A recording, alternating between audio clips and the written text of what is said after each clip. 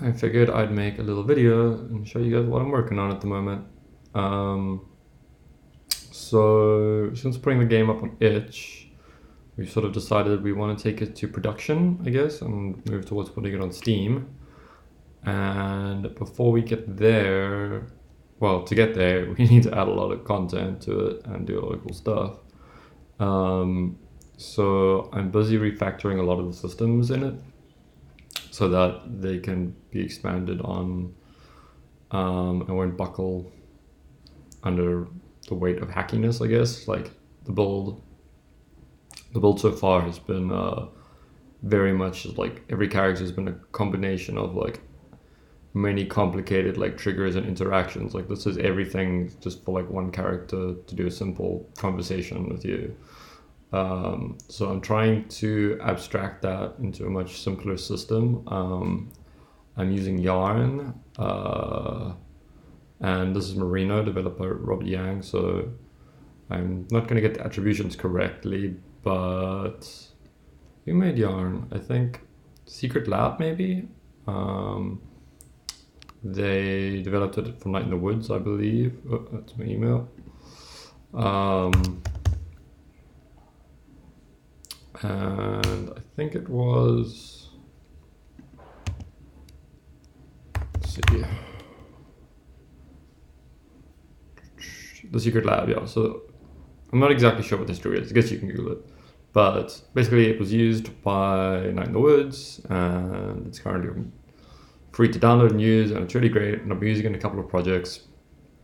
And then Robert Yang built a Unity editor for it, called Merino, which makes it quite easily to work in Unity with it. And yeah, basically you can set up these dialogue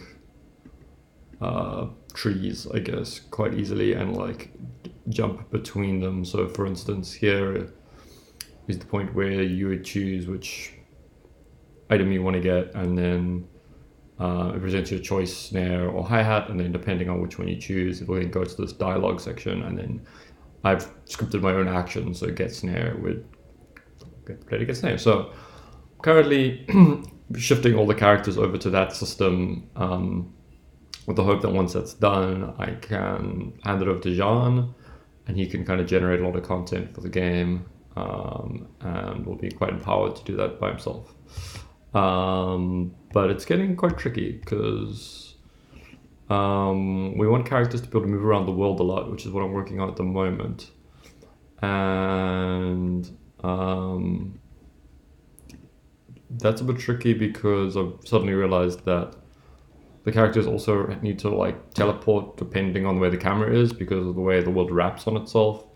That once you get past a certain point, it like basically goes to a duplicated version so that it can wrap seamlessly, and to do that the characters need to teleport. So I'm currently trying to figure out how to make the teleporting work nicely, I guess, while also being able to keep kind of everything under one game object, and not having duplicates of things. I think at the moment I'm basically trying to figure out how to like remove as much duplication as possible, because going forward that's how things get really messy. If you have like multiple duplicates of stuff, and having to keep multiple duplicates up to date and synced up is a nightmare. So yeah, that's what I'm working at the moment. Taking a lot longer than I'd like, but hopefully it'll be done towards the end of the week. What I'd like to try, my next aim is basically to like update the build with a couple of like fixes to things that I've seen that are bugging me, and also with like all the new systems in place. Yeah, so it's not going to be hugely different visually or experientially, but like the systems underneath will be all different. And then from there, I'll be able to start updating and adding more content to it, which I'm really excited for. Cool.